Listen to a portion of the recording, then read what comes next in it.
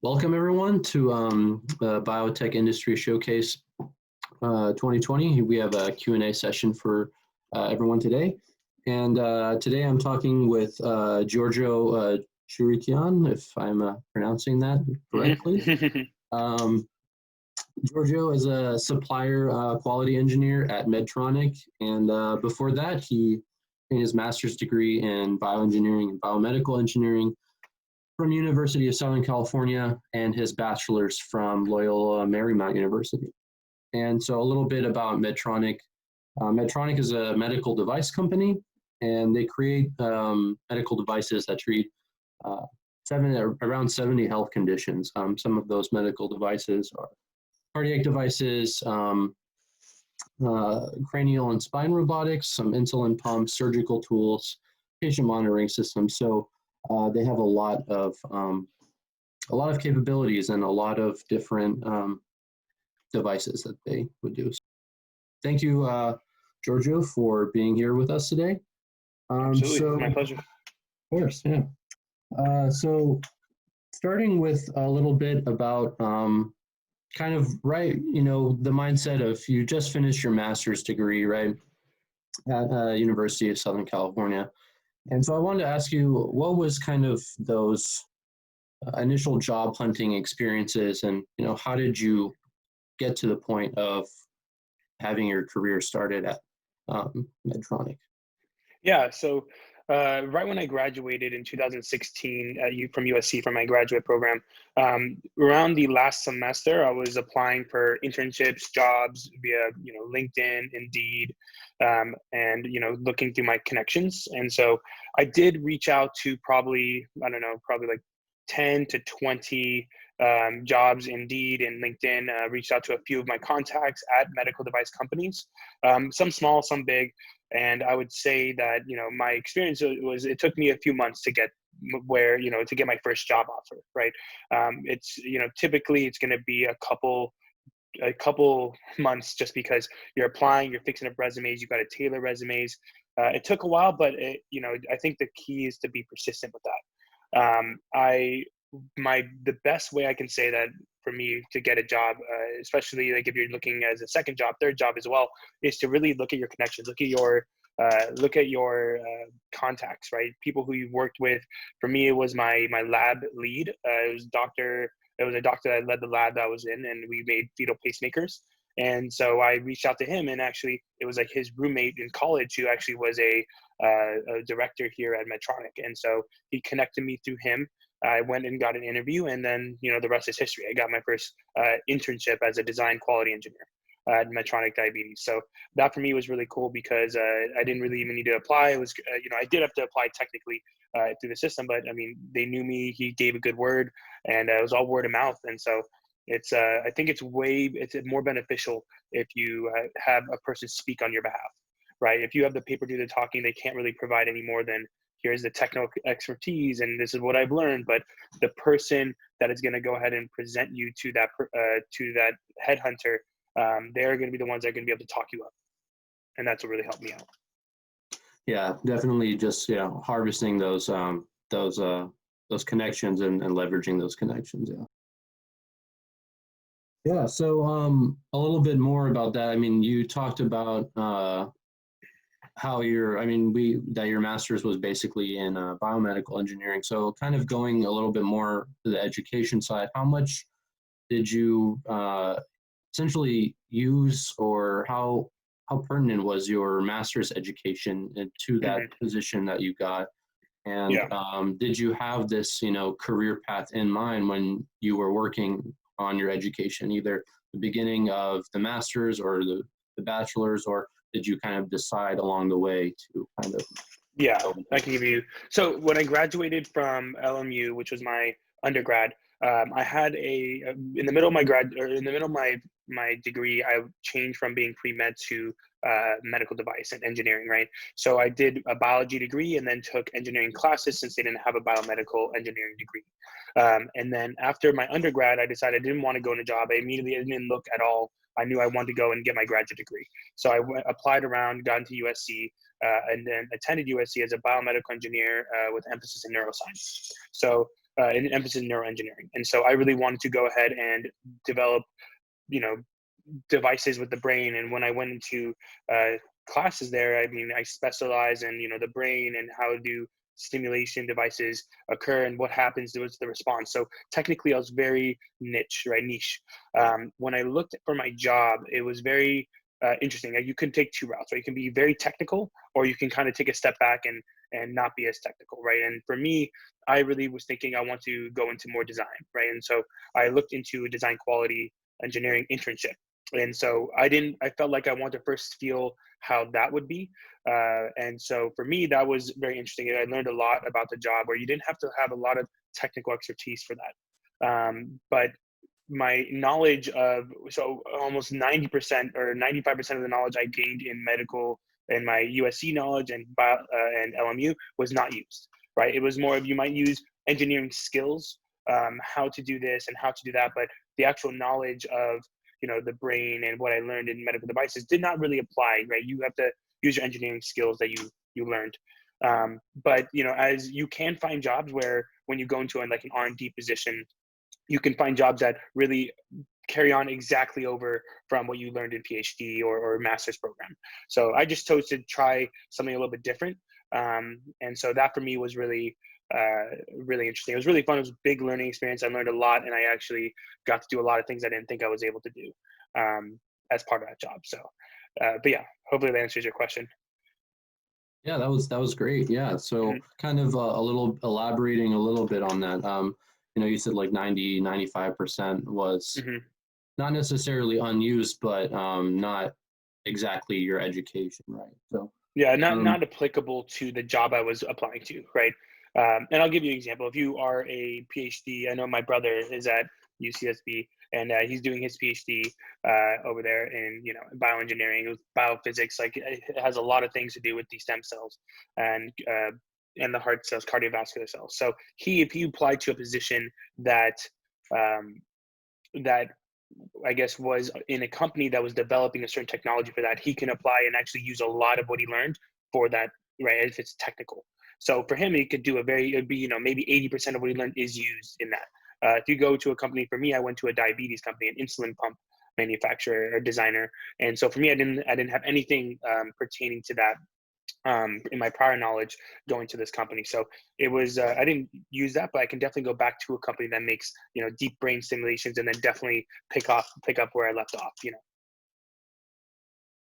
Hmm. so yeah, kind of going a little bit more on that would be what would be something that was surprising? I mean, like you said, you didn't really know necessarily, or you weren't it wasn't a direct exact fit from your education. So what was kind of a surprise that you encountered when you started, working at Medtronic that was either, in it just something about industry in general or Hmm. something surprising about the company in general?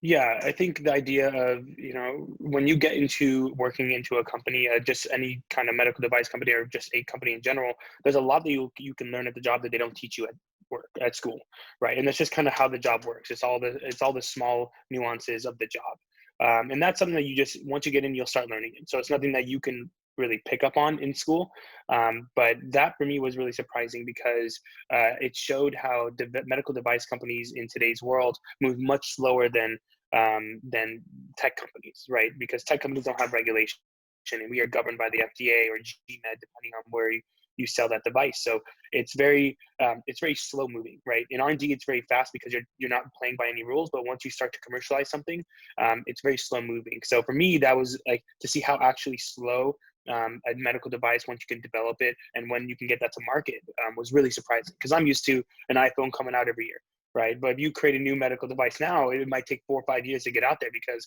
you have a lot of rigor in the process. So you can prove, clinical studies, you need to prove testing and all this different stuff to get that medical device out there. So that to me was very surprising when I joined.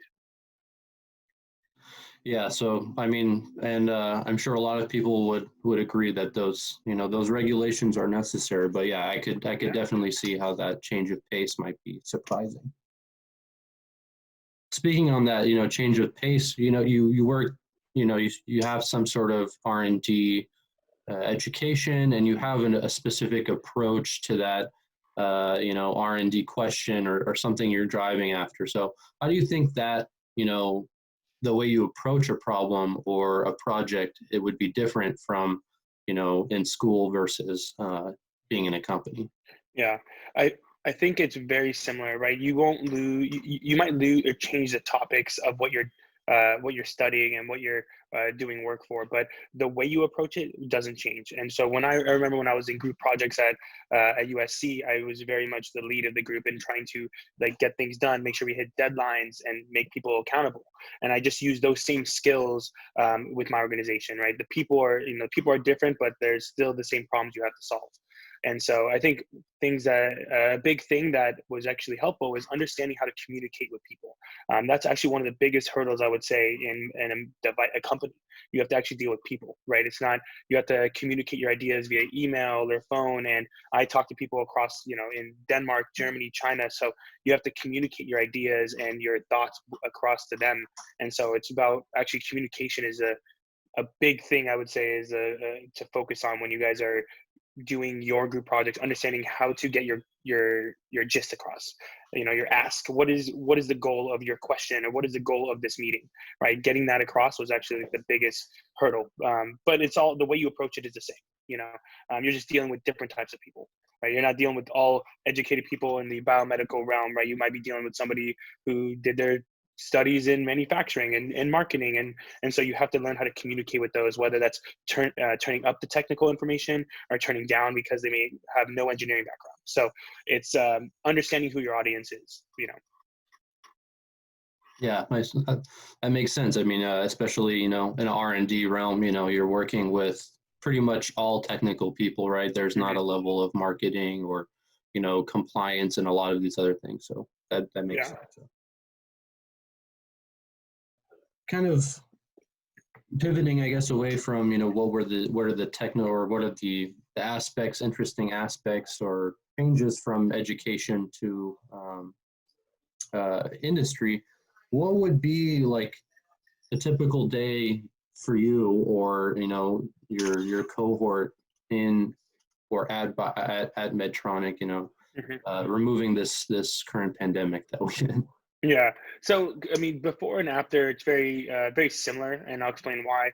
My work is basically once we've solidified the design, my work is basically to go out to a supplier that's going to make that component, because every component is manufactured by some type of supplier, right? We don't manufacture in house. And so when we go and solidify that design, it's my job to basically go out to those companies and go into their, like, actually get on the floor and look at that and look at their floor. Can they manufacture it? Provide data and basically put a package together to then prove to the FDA that this supplier can make that part, right? So my goal is to basically work engineering with them and understand, okay, you got to show that you can make this part with as little defects as possible, and kind of put all this paper together, all this documentation, and provide that to the FDA, right? So that's basically my job, and root cause analysis with if there's an issue that arises. And so for me, when I deal with them, I already deal with suppliers across the world. So for me, it's not very much different. I have a lot more meetings now, but I still have meetings that I get on calls. The day to day are usually meetings, calls with your suppliers, maybe with some technical people at Medtronic, and usually I would do that in person. So the pandemic is just making us do it via Zoom or WebEx, right? So not too much difference from before to after the pandemic, but definitely it's been challenging working from home all day, right? So it's keeping driven, trying to make sure you can get your work done when no one's looking, right? When you're at work, it's easy because you have everybody else working. So. Yeah, that's a commonly shared sentiment, I think so. Hmm. And I know that Medtronic has also been, pivoting in the industry, trying to really to be a positive force in the pandemic, especially with, I believe, the ventilators and other medical devices and stuff. Hmm. Really awesome that that they're being so that they're going right after some of the major problems that we're all facing right now. So Hmm. kind of related to that would be what's a trend that you've encountered or identified that you see the medical device industry heading towards, that you could share with us? That's a good question. I think one trend I've been noticing is the big medical device companies like ours, or maybe certain other ones, right there, St. Jude and all these other ones. They are partnering with tech companies to help develop certain things. So for my realm, we work in insulin pumps. So the medical device company will work on making the pump and the motor and everything for that. But then they would partner with a tech company to work on the algorithm or some type of software. So I've noticed that a lot in the past year or two. You'll have companies partnering with Google or certain other software companies, which has been very cool. I think Apple wants to try to get into the game as well. So a lot of that, I think that's a huge trend I'm seeing. Another trend is companies, I guess, companies working on improving. I think a lot of things are software based, right? A lot of the technology out here, there's not a lot of improvements on the mechanical side, but more on the software side. So sensors are becoming more better, more accurate. Software is becoming more like your iPhone, right? And so it's very much, I think, just getting more high tech. The medical device industry is always like 15, 20 years behind what technology is, just because of how slow it moves.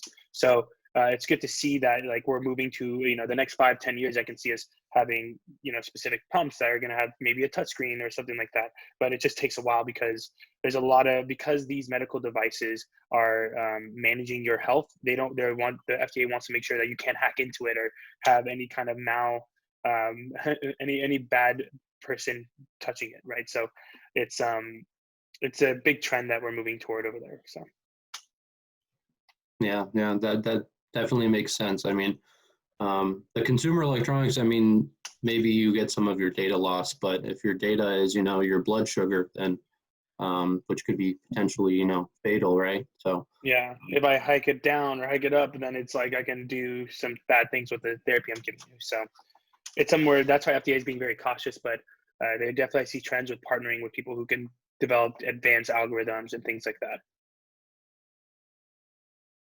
so I guess kind of more on the careers, path finding side. If you could go back in time, or give yourself some advice from a few years ago, what do you think would be some highlights of that advice?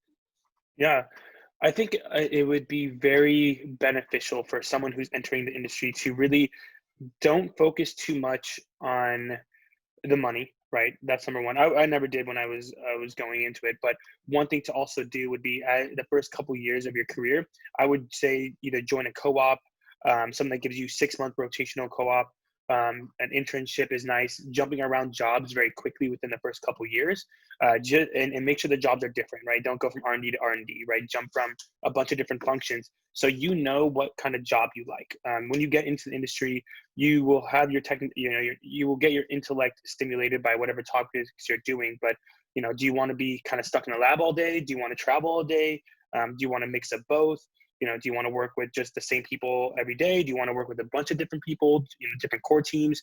I think it's good. The best advice I would give to myself would be jump around to big companies, small companies, different functions, get a taste and understand what you like about that role and what you don't like, and focus, and then work after that a couple years later to work on getting into a role that you think is best for you.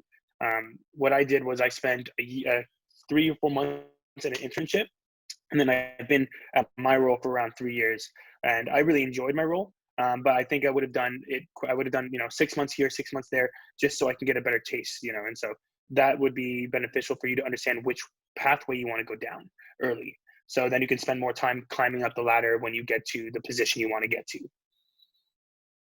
I say, yeah, just like probing out, which niches that you want to that are interesting to you, you enjoy the work and stuff. Exactly.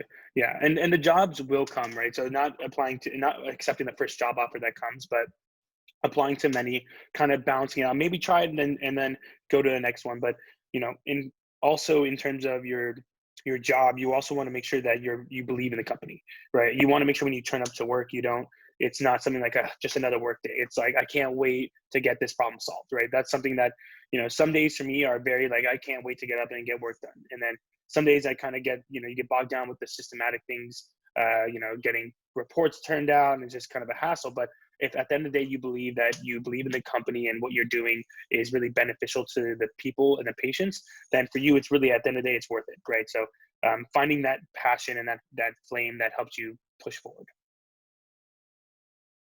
Yeah. So I'm sure you interact, especially when you work on a team. When a new hire comes, I'm sure you guys all have say in it. I'm not sure what your hiring capacity is in your current position, but what would you say when you're interacting with a new person or a new team member, or um, what would be some of the key things that you look at to say, okay, I'm going to work really well with this person, or I'm going to mesh really well with this person, or I really think we should hire this person? Yeah. So so I've done a bunch of interviewing to hire people into our role, and so into our role, into other people's roles, and there's a few things I look at. One of the things that I look at is, first of all, you have to meet the criteria, the minimums, right? Maybe there's, they'll say you need a bachelor's or this kind of experience. So once you get that, you get into the interview. What I strive for is, I know that everybody I'm going to interview is capable. So that's not something I wonder. I don't care if you know the information or not. I know that you're able to learn it. So I look for the person's passion, right? I look for if he's willing to put in the work, right? If you're willing to spend an extra time. I look for that, as well as how well do I mesh with that person, because you're going to be working with this person every day. So it's kind of like, for me, it's kind of like, if you look into moving in with a roommate, right? You don't just say, oh, this guy meets the criteria, let's do that, right? You want to make sure that there's other things that are not on paper that meet your criteria, and that's, do I work well with him?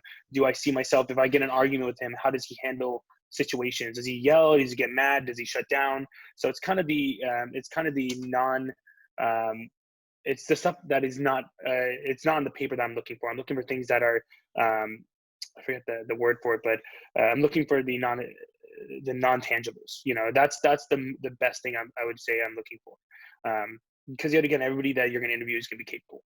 So it's just about, when you are going into an interview, make sure you push the point that you are willing to work, you're willing to spend extra time, I'm willing to learn, and be truthful to that, right? So being very truthful and not lying. But yeah, those are the key things I would say I look for. Yeah, so yeah, just definitely like filling out their personality, and if they're Hmm. they're gonna mesh with the cultures and stuff. Exactly. Like, do I see myself wanting to work with this person? And then if I find someone that is, fun, and they bring a certain light to it, they're not just generic. They have their own thing. They do, motocross on the weekends, or they do this. It's something that adds extra flair to the job. So you have other things to talk about, and there's more to just knowing the information and knowing how to do the job that goes into hiring, I feel like. Because when you hire all these people, you're creating a culture, and you want to make sure that person is, adding more to the culture than just checking in, checking out, stamping in, stamping out. You don't want that. You want more than that, right? Everybody strives to join a company that is more than just work. It's, oh, I have basketball on the weekends. We have a happy hour on the Friday, and it's like, I want people to enjoy not only work, but work outside of work, right? The people outside of work. So. So, Hmm. you mentioned, how you got your position was basically through your connections, and that's the advice, and pretty much what I've heard from almost everyone who's gotten an industry position from, academia in any form. They really rely on that network. So, I was wondering, from the opposite side, since you've hired people, how you got someone's basically application, or is it all it take is just a coworker or someone to put in a good word for someone, or do you Hmm. have like a process of kind of vetting people, or your Yeah. trusted sources, right? Yeah, so we have the HR department, but there's a few things, right? You can apply online. Ultimately, most people, if not everybody, will apply through the portal, right? That way you submit your application. But how does that get filtered? We can put in, like, as an employee, I can put in recommendations for this person to, I can talk to the manager that's going to be hiring into that role and say, hey, I'd really look out for this person. And I typically do that whenever I made a recommendation. I would look out, get the job number, find HR, find who's the hiring manager, who's the person going to work under, and then go to them directly and say, hey, I really recommend this one person because, and kind of tell them that. So that's the advantage of not being just an application online, but also having a connection inside the company. Is they're able to go directly to the manager or the person who you're going to be working under and really tell them that you're a good fit. There is ways to just kind of, I've seen people getting hired by just plugging the application, not having any word of mouth, but it just makes it so much better when, you get a referral. Kind of another thing going, I know we talked about, finding your path and really like going, you would suggest like trying a bunch of different things, for basically short amounts of time, just to really feel out what you really like and what you're passionate about. I was wondering if you have done any sort of informational interviews, just contacting someone and, asking, um, for some time from someone in the industry. And I was wondering if you have experience with that, or if you've been on, the other end of talking to someone similar to like what we're doing right now. Cause I'm Yeah. learning a lot of information from you. So I was wondering what your experiences with that were, or Yeah. that way. Yeah. So I've done both, right? And so typically when I go into a company, and I've done this with Medtronic here, I've picked a few mentors, and I mean, I'm not saying I've labeled them, hey, mentor, but I picked a few people who I think I can see myself in 5, 10 years. And then I would throw on meetings with them, and a lot of people are willing to give out information as long as you're the one making the effort. If they see the effort, they're willing to do it. So I would usually schedule a 15, 30-minute conversation sometime in the morning, and I'd bring some coffee for them, and I'd sit down and I'd have a notepad and ask them questions. I'd ask them their advice on, what skills I should learn to get into that role. What things do you see what things people who I work with ask, what things have I done that you like, and what things can I improve on? And really, I think it's all about the growth, right? And asking questions that will help you grow. It's not the easy way. You don't want to ask, okay, how can I get to your position? Who do I have to talk to, right? It's more, what can I do to prove that I'm capable of your position? And so I've done that, and it's very nice because you get a lot of different people who will give you good input. So I think I highly recommend doing that. I've done that inside my industry, inside my company, and then outside. I've talked to people from Apple, who I've had a friend who works there. I've had people in the space industry at SpaceX, and I've discussed with them. And so it's all about finding those connections, and then just having a 20-minute conversation, and make sure that it's easy for them to do it. You don't want to say, please drive out to me and then let's meet here. I would say, go to them, make sure they do as little effort as possible, because they're doing you a favor. But I highly recommend it. It really gives a lot of input into, how they do their job, what kind of feedback they give you, and how you can improve yourself to get to where they are. So I highly recommend it. And I do it all the time. I actually had one a few days ago. Try to do it over WebEx to make it easy. But I try to do it, monthly. Throw it onto people's calendars, and I have a bunch of people who I kind of just meet up with consistently. And I think it's also constant growth, right? Always get people's feedback, always improve, show that you're growing, show that you're willing to put in that time. Yeah, very, very insightful stuff. Yeah, definitely. I could see how, even having a rotation of people, even if they're, similar, stuff changes over time, and you can just talk to them and see how either the industry that you're interested in is changing, or, for your own growth, like you said. Exactly. Kind of one last question I have for you is, what was like the most challenging part of your job? And I know especially when you started, we talked about that communication and how that was different. But if you would have to, pinpoint something that was a major challenge for you when you started in industry, what would that be? Mm-hmm. So in industry, you'll notice it's across the board. It's not just my company, but whenever you come across an issue, and an issue that is maybe a quality issue, maybe it's some type of issue that happens. Sorry, I have the light going off here. So I think it's when you come across an issue that has more behind it than just, oh, let's just fix it. And an example would be, you come across something that you see at a supplier, or you come across something you see in design, and you're working with the design team, and something happens that you want to get fixed, but getting it fixed may push a lot, politically, and on the business side may push a lot of buttons.